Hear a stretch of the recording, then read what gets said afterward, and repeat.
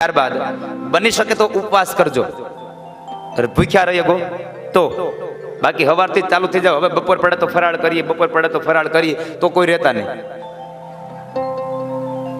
તમે ભૂખ્યા રહી શકો તો ભાગવત કહે છે કે ઉપવાસ કરવો. બાકી ભાગવતમાં જ લખ્યું છે કે જે માણસ ભૂખ્યા રહી ન શકતો હોય અને ભગવાનની ભક્તિ કરવા બેસે અને એની ભૂખ જો એને એની ભક્તિમાં બાધા નાખતી હોય તો એ માણસે જમીને બેસવું. ભગવાનની ભક્તિ જમીને થાય છે, ભૂખ્યા પેટે કરવી એવું ક્યાંય લખ્યું નથી.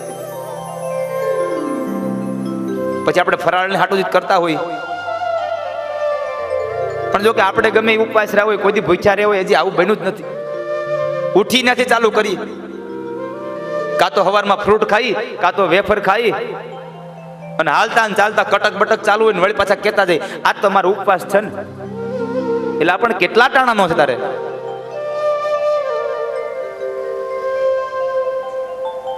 એટલે આવો ઉપવાસ ન કરતા.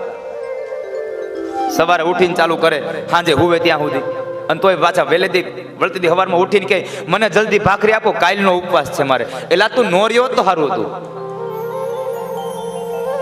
એટલે આવા કોઈ ઉપવાસ કરવા નહીં. તમે તમારા 3 ટણા જમી લ્યો પણ ભાવથી ભગવાનની પૂજા કરો. હું ત્યાં સુધી કહું છું કે ઉપવાસ ન કરો તો ચાલશે, પણ મારા ઠાકોરની ઉપાસના જરૂર કરજો સાહેબ.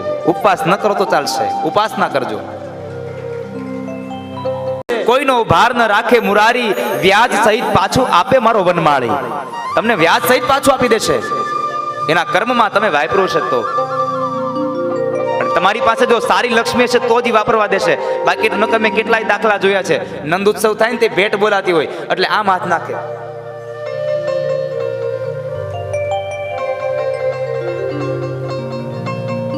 ત્યાં ભેટ પૂરી થઈ જાય, આરતી વહી જાય, આરતી વાળા ઉભો રાખે અને એટલા રૂપિયા ગોતે આરતી વાળો કંટાળીને વયો જાય. અધિકારનો રૂપિયો નહીં હોય તો પરમાત્મા પણ એ પૈસાનો સ્વીકાર નહીં કરે. અને તારો અધિકારનો રૂપિયો હશે, 1 રૂપિયો આપીશ તો 10 રૂપિયા કહીને પાછા આપશે. કોઈનો ભાર ન રાખે મુરારી, વ્યાજ સહિત પાછું આપી દે તારો વનમાળી સાહેબ. માટે ધર્મના કાર્યમાં લોભ ન કરશો. કારણ કે ભગવાન કહે છે કોઈનો ઉપકાર મારા ઉપર રાખતો નથી, કોઈનું ઋણ ન રાખવું. એક કુબજાએ માત્ર કેટલું ચંદન આપ્યું હતું? કપાળમાં તિલક કરવા માટેનું ચંદન આપ્યું હતું.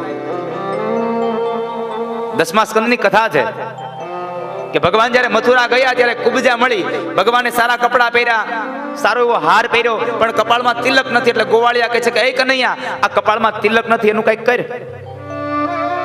ત્યાં બરાબર કંસની એક દાસી 3 જગ્યાએથી અંગમાં વળી ગયેલી, શરીરમાં 3 જગ્યાએથી વાંકી વળી ગયેલી. એ કેસર વાળું ચંદન લઈને જાય છે. એ કુબજા, એ કુબજા, મથુરાના લોકો બોલાવે. પણ કૃષ્ણએ શું કીધું? એ રૂપ સુંદરી ઉભી રહેતો. આખું ગામ એને કુબડી કહે અને કનૈયાએ રૂપ સુંદરી કીધી. પણ ભગવાનનો રૂપાની ઘંટડી જેવો અવાજ સાંભળી ગઈ ને, ઊભી રહી ગઈ. ભગવાન ગયા ક્યાં જાય છે? રાજમાં. કેમ? આ કેસર વાળું ચંદન દેવા. અરે તારા રાજને મુખ પડતું, આ ચંદન મને દે. ભગવાનના સ્વરૂપમાં અને ભગવાનના સ્વભાવમાં એટલી મોહી ગઈ કે કેસર વાળું ચંદન ભગવાનને આપ્યું. ભગવાને એક તિલક કર્યું, કપાળમાં તિલક કરતાની સાથે સૌંદર્યતા અને શીતળતા મળી. ભગવાન કહે છે મને જે સૌંદર્યતા અને શીતળતા આપે એને કદરૂપા કેમ રહેવા દઉં? એક ચંદન કર્યું ને ખાલી, એમાં શું કર્યું ભગવાને? 2 પગના અંગૂઠાથી કુબજાના 2 પગના અંગૂઠા દબાવ્યા અને 2 હાથ પકડી એક મચરકી મારી તો આકાશમાંથી સ્વર્ગમાંથી અપ્સરા ઉતારે એવું ભગવાને રૂપ આપ્યું સાહેબ એને. કોઈનો ભાર ન રાખે મુરારી, વ્યાજ સહિત પાછું આપી દે મારો વનમાળી. માટે ધર્મના કાર્યમાં લોભ ન કરશો, ક્યારેય અહંકાર ન કરશો, કોઈની નિંદા ન કરશો.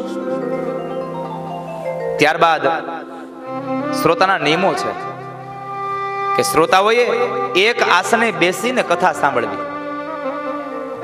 એક આસનની વાત એટલે ખબર છે ને કે આજ તમે જ્યાં બેઠા છો આવતીકાલ સવારે ત્યાં જ બેસવું. આ એક આસનની વાત નહીં. નકર સવારમાં તમે આવશો મોડા, તમારી જગ્યાએ કોઈક આવીને બેસી જાય તો એને ઉભા કરશો. ઉભા થાવ, દાદાએ કીધું છે એક જગ્યાએ બેહીને સાંભળવાનું. આ એક આસનની વાત નથી. આ કથા મંડપમાં જ્યાં પણ જગ્યા મળે ત્યાં તમે આવીને બેસો અને કથાનો વિરામ ન થાય ત્યાં સુધી ઉભા ન થાવ. એને એક આસને બેસીને કથા સાંભળી કહેવાય. એટલે કોઈને ઉભા કરવાની મનાઈ છે. બીજી વાત, અનુકૂળતા આવે ને જો મન રે તો હારે ગૌમુખીને માળા લેતા આવજો. ભગવાનનું નામ પણ લેવાતું જાય, ભગવાનનું નામ સંભળાતું પણ જાય.